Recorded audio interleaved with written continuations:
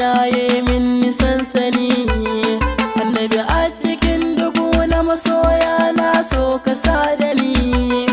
Lamunce a dukkanin kallo na kai ne zan gani. Mahmudu Mustapha san ka na zuciya na khairul anbiya shugaba Mustapha.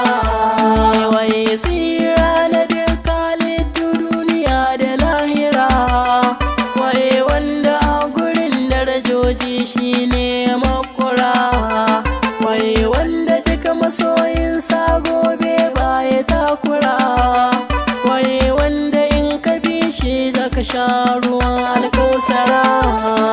Mahmudu Mustapha san ka na zuciya na khairul anbiya shugaba Mustapha.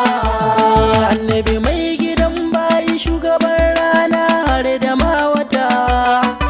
Allahu na san dukan mai kaunar ka mun tabbata. Annabi duka zuciyar da take son ka bata shiga wuta.